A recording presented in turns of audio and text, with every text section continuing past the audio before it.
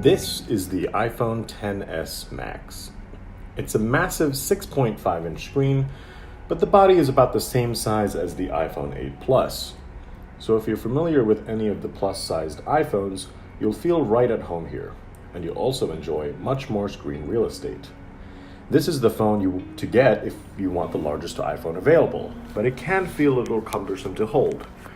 The iPhone XS and XS Max are almost identical with features except for screen size and battery.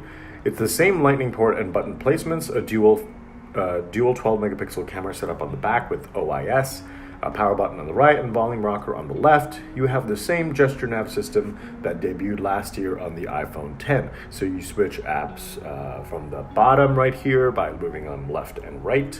And the control center is accessible on the top right, and the notification center from the top center. It's a 6.5-inch OLED screen with a resolution of 2688 by 1242, and the new A12 Bionic processor allows for faster Face ID. It is a neural engine that's capable of processing up to 5 trillion operations per second.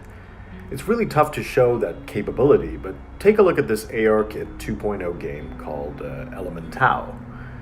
You can see the game has overlaid this realistic-looking graphics on the table. It all looks so smooth with no jittery gameplay. You can tap the lightning button and strike down lightning on anywhere in the world, and that animation just looks fantastic. You can also check out Bethesda's new game Blades, which comes later this fall, which also looks fantastic. The textures look incredibly high resolution, and you can just see the movement looks really fluid and smooth without any lag or anything like that.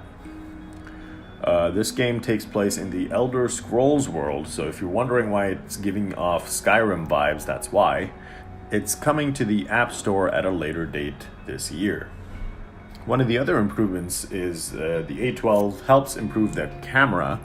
With the 12-megapixel dual stabilized cameras on the rear, you get improved portrait mode and portrait lighting features. But one of the new features is called Smart HDR. It's easy to see in the Photos app by looking at one of the demo photos that Apple has given us. For example, this one. This photo really does show the capabilities of Smart HDR. So essentially, Smart HDR takes a lot of photos and combines them to get the best lighting. Normal cameras might blow out the sun in the background or underexpose the foreground, but Apple's Smart HDR takes a lot of photos, combines them, and this is the end result. Colors and details in this photo look fantastic. The detail is incredibly sharp, and it's really impressive. But again, this is a demo photo, so we'll really need to do our own testing to make sure it can take photos like this as well.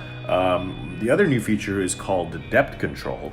So when you take a portrait mode photo, now you can adjust the depth of field or the level of blur in post. So after you take the photo, hit edit, you can see the slider at the bottom, and you can move that slider around and take a look at the background to notice the bokeh or blur.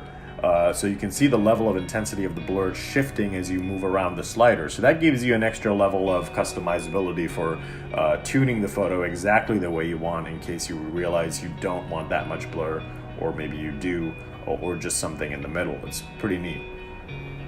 So that's the iPhone XS Max. It's absolutely massive. For comparison, here's the 5.8-inch iPhone XS.